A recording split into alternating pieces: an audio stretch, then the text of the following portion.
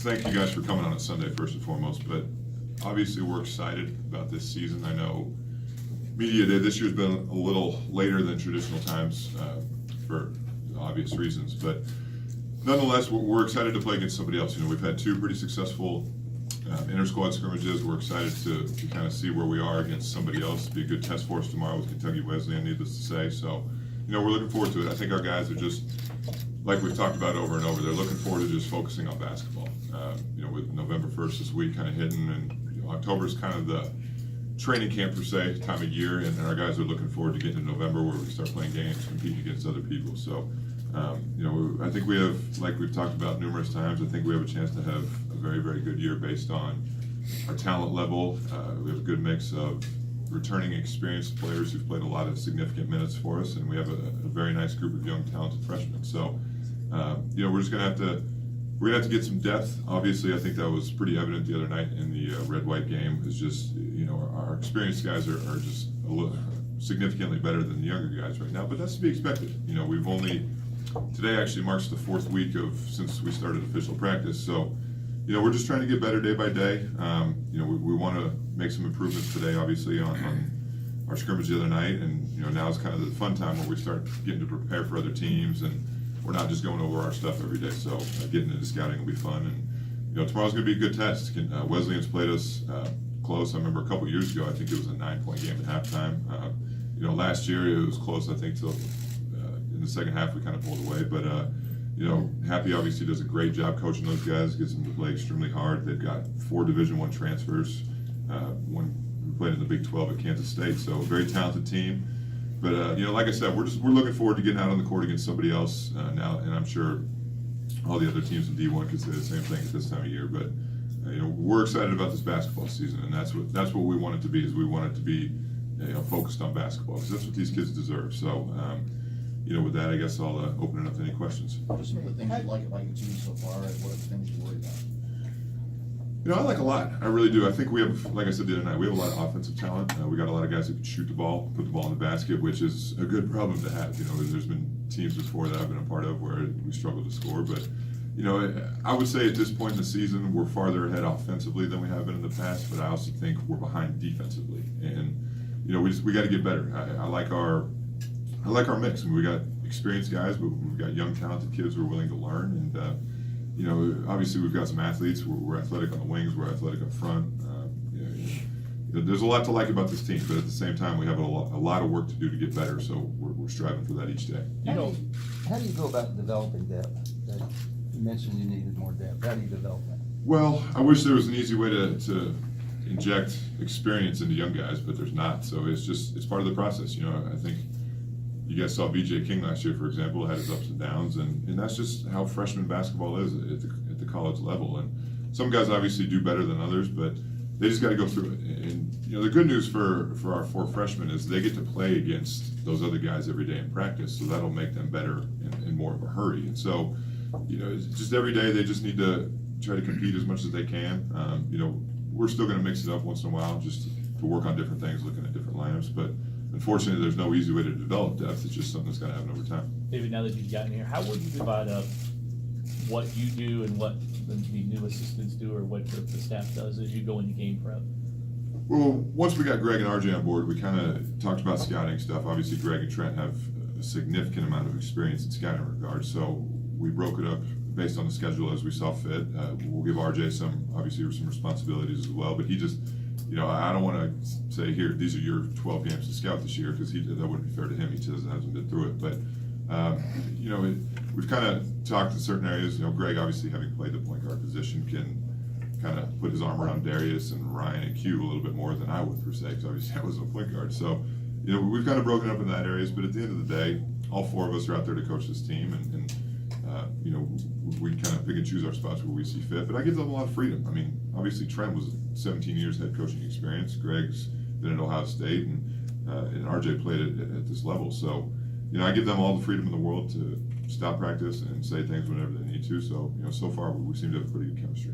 Have you been able to develop a dialogue regarding what you're going to do defensively and offensively, schematically, with your assistants? And if so, what differences might fans expect from how this team will approach offense and defense as opposed to last year? Well, defensively, there's not going to, from an expectation standpoint, there's not going to be much difference. I mean, we've been top 10, top 15 defensive team in the country, I think, for the last at least 10 years, and so that's not going to change. That's what the culture of this program is. It's been established that way for a long time, and it's been very successful. And I played in that culture of defense, and it's something I hope to continue. So, you know, again, scheme-wise, our returning players are obviously very familiar with what we do, and we'll play man, we'll play zone, we'll press, we'll do all those kinds of things. And it's just a matter of getting our younger guys to learn it. And man-to-man obviously is a lot easier to learn than our zone. I mean, our zone is very complex, but, you know, with that being said, our kids are intelligent from a basketball standpoint, and they learn things quickly. And, you know, offensively, we've already added some new things. We'll look to do different things and just try to put the pieces that we have in the best positions to be successful. There's so much ask of head coaches, things that you didn't have to do last year, like go to ACC Media Day, the tip-off luncheon, speaking to us every other day, it seems like. Do you feel like you're adjusting to kind of some of your new responsibilities? I am, yeah. You know, obviously the media is the biggest difference. But, you know, most of these people in this room I've been lucky to know for a long time, even since my playing days. But, no, you know, we haven't, I joke, but I kind of am half serious about it. We haven't lost a game yet, so the media's been pretty good to me so far. But, no, you know, I knew that was going to come with the territory. I mean, as an assistant coach, you see what the head coach has to do and his responsibilities. So it wasn't a surprise. Obviously, it takes a little bit of getting used to. I mean, getting up in front of 1,000 people at a tip-off luncheon is not, you know, it's not nerve-wracking, but it's just something that you don't have to do a lot before as an assistant coach. So, you know, obviously, I'm extremely lucky to have Kenny Klein in that regard. He's been great for me, just kind of helping me through all this. But, you know, like I said, I want to focus more so than anything just to be on basketball. What's different about what you'll do during a game? Like, what were your responsibilities during a game the last couple of years? I kept a lot. I kept, you know, our defensive stats, fouls, timeouts, you know, fast breaks, a lot of that stuff, which, you know, you kind of just get into a rhythm as an assistant coach of what you're doing. Obviously, this year I'm not going to be keeping any stats during the game, which it'll be nice, but it'll kind of be weird. I mean, I haven't been so accustomed to keeping a stat of some kind. But, you know, like I said, it was good for me the other night more than anything. Why I wanted to coach that team was just, you know, I wanted them to hear me walking up and down the sidelines and saying things. And, you know, it's going to be an adjustment. I'm sure you could ask any first-time head coach, they'll say the same thing. It's going to be different when you're the guy in charge. So, luckily, I have a lot of really, really good help sitting next to me.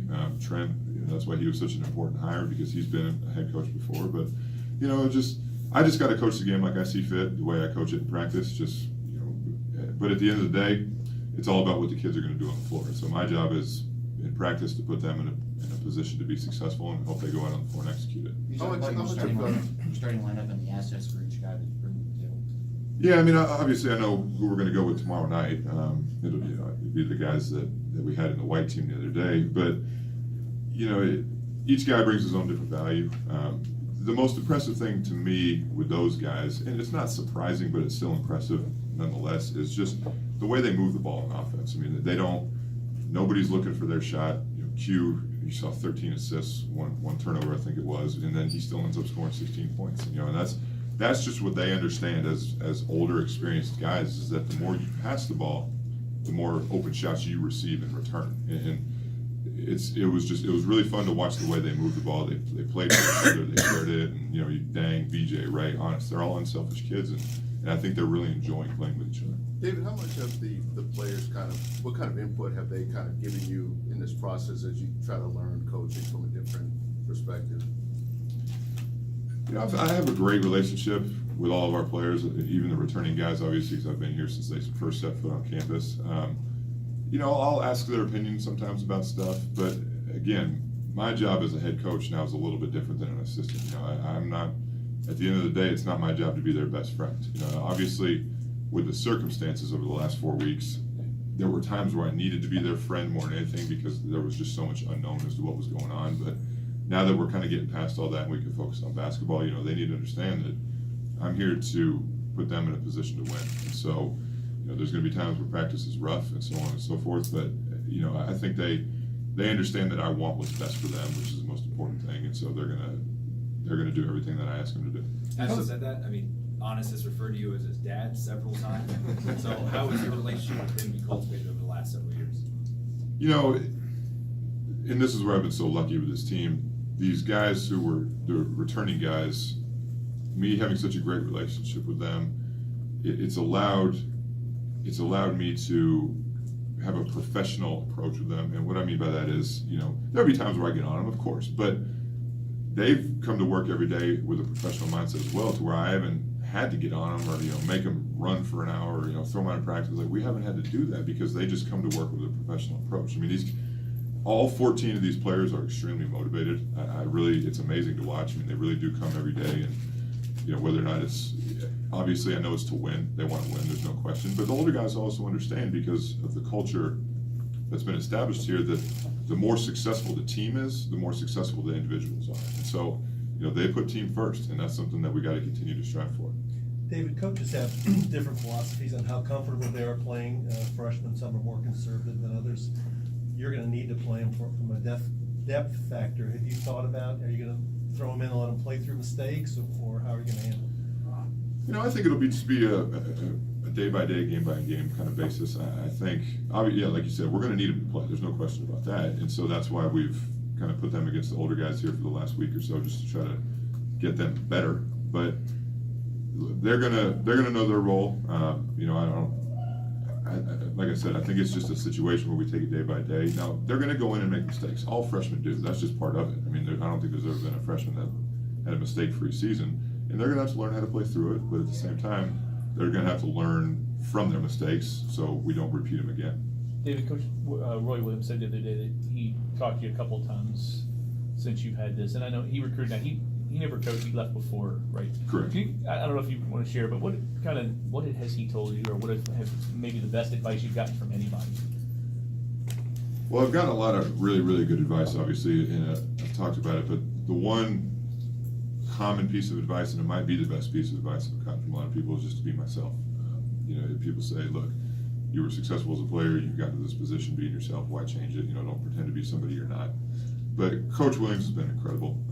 He reached out to me, I think a day or two after I was named interim coach, and just said, you know, if you need anything, let me know. Obviously, when we jump it up here, whenever we play them, it's going to be a little different. But no, he and I go back a long ways. You know, when I hired Trent, he shot me a text message and just said, "Great hire, great guy. You couldn't have picked a better guy." You know, he just is.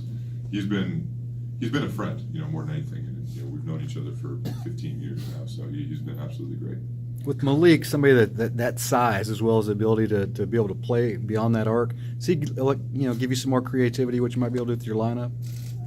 Yeah, he will. Obviously, you know, I don't know if we've ever had a guy here his size who can shoot the ball like that, but he also needs to learn that he can't just float around the perimeter. He's got to mix it up inside, and we've talked about that. And it's something that'll come. You know, the biggest adjustment, or one of the bigger adjustments that freshmen have to make from high school to college is, you know, that they can't just do what they want anymore because they're that much better than everybody else. And it's just something they have to learn, you know. And Malik's never been overly comfortable playing with his back to the basket. We've gotten him better just by individual instruction and working on it. But he's just got to learn to you know, mix it up, I guess would be the phrase, more just play inside. And he can learn from Ray. You know, Ray has learned that as well. Ray's much more comfortable inside than he was when he got here. And, you know, our big guys, it's not like we say, okay, go sit on the block and they'll move while we're on offense. I mean, you see how much we dribble handoffs, set ball screens, let them shoot. So we give them a lot of freedom. But, you know, the most impressive thing about Malik so far in the 2 exhibition games has been his rebounding ability. I mean, he gets popped in the nose a week or so going to practice, has to wear a mask for 4 days.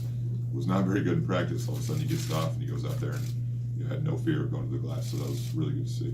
David, it's apparent that the former players that you all brought back really appreciated the gesture and were very touched by it and feel closer to the program. My question is, do you have any sense of the current squad and whether their presence somehow resonated with them, and if so, how?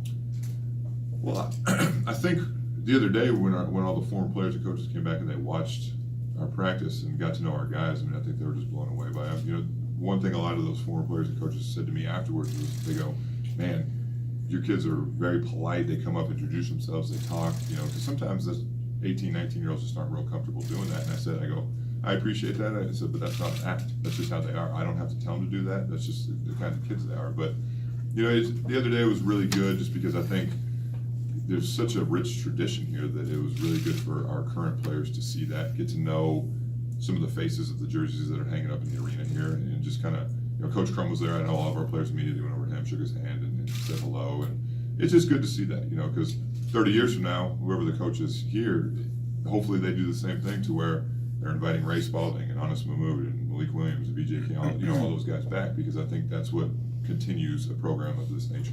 The length that you have at the 4 and 5 spots, what does that do for you defensively?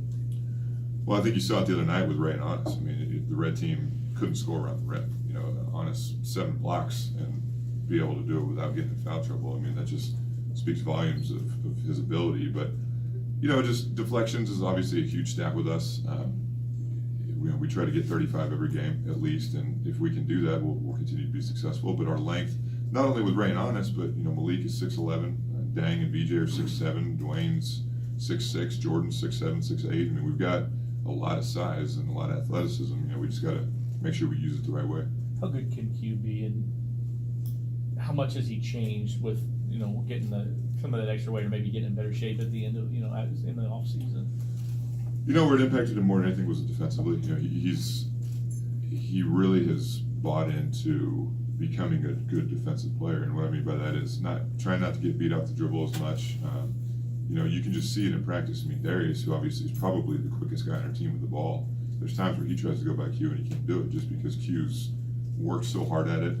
Offensively, I mean, he's what makes the engine go. He gets in the lane, he finds guys, he makes the right play, and he's just it's a comfort zone with him when he has the ball, and he's improved significantly. I mean, his shot every single area, and I hope he has as good of a senior year as I want him to. You've mentioned VJ as potentially having a breakout season. Are you seeing him be that type of player consistently in practice? Yeah, VJ's playing with a lot more confidence, and I think a big reason with that is his strength. You know, he dedicated himself in the weight room this summer. He put on some muscle. He's stronger. You know, last year there would be times where he'd drive into the rim and he would get bumped or get hit, and instead of absorbing the contact, you know, not come off the one he wanted to do. Well, now when he gets in there, he's distributing the contact, and it's made a big difference for him. You know, shooting the ball more confidently, and defensively, he's really improved. You know, he's trying to make it a point where he's going to be a good lockdown defender and try to average, you know, 7-8 rebounds a game.